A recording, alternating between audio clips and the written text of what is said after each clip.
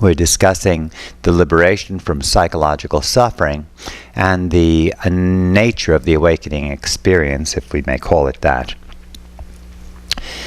And in that conversation, I'm going to use a term called schema.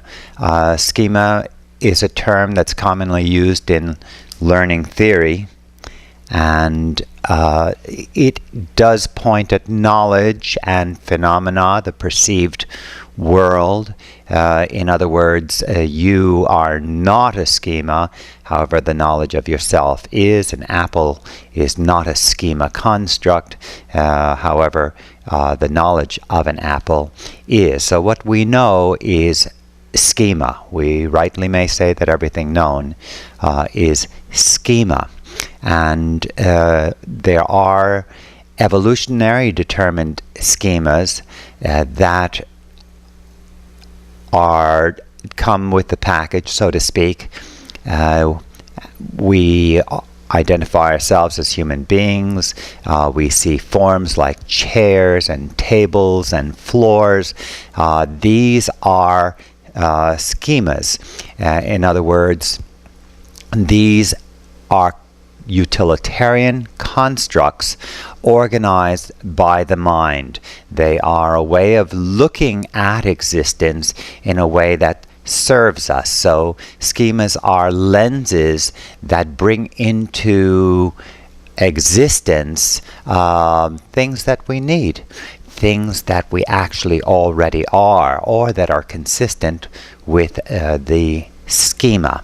So schemas also function to eliminate information also, because schemas have a utilitarian orientation. What are schemas? They're mental patterns, and they are functioning at multiple levels. All phenomena are schema.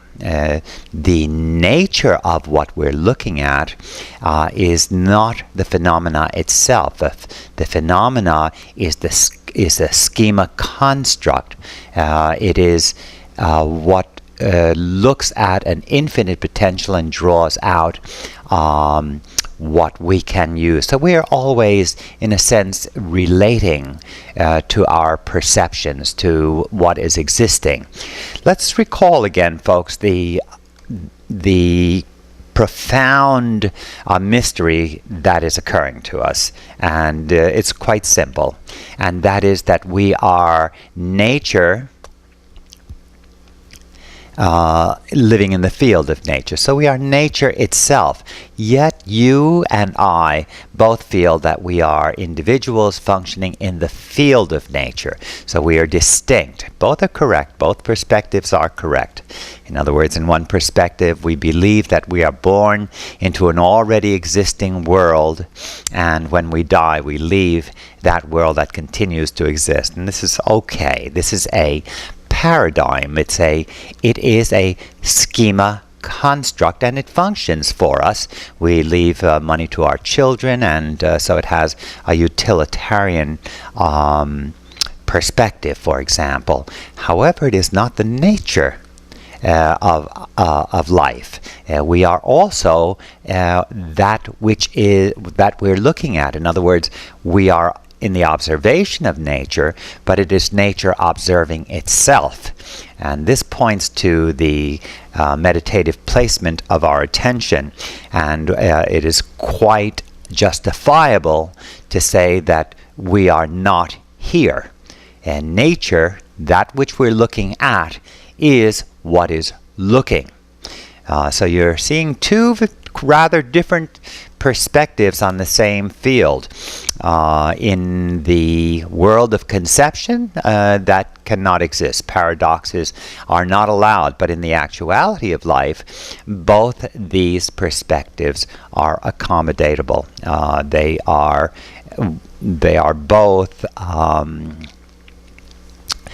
are both carried in the actuality of life. So are other perspectives. So we recognize that what is occurring when we are seeing the world is that we are seeing the world from perspectives, and those perspectives provide us certain benefits, and to have other benefits we need to really change our perspective. The liberation from psychological suffering is a practiced shift in perspective. To what?